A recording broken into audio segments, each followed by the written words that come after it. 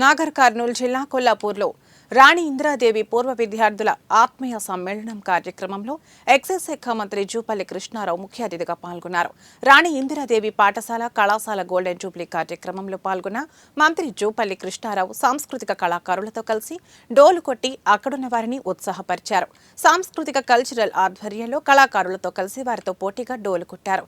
ఈ కార్యక్రమంలో పాల్గొన్న మంత్రి కళాకారులు ప్రదర్శించిన కళకు మంత్రముగ్ధుడై వాళ్లని అభినందించారు. సాంస్కృతిక కళలకు పుట్టినిల్లు తెలంగాణ అని మంత్రి జూపల్లి కొనియాడారు. కొల్లాపూర్లో కళాకారుల కోసం నూతన బిల్డింగును ఏర్పాటు చేస్తున్నట్లు మంత్రి ప్రకటించారు.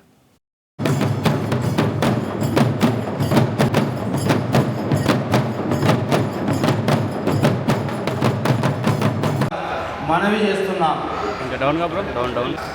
ఉన్నటువంటి వాళ్ళు మాత్రమే ఈ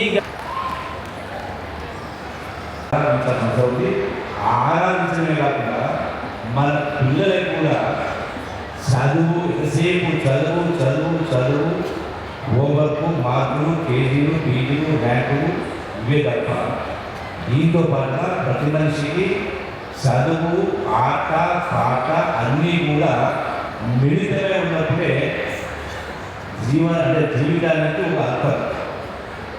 అట్లా అందుకనే మరి కళను నేర్పించడానికి కొల్లాపూర్ సంస్థ సురభి సంస్థ ఎన్నో చరిత్ర పుస్తకాలు చూసినాం.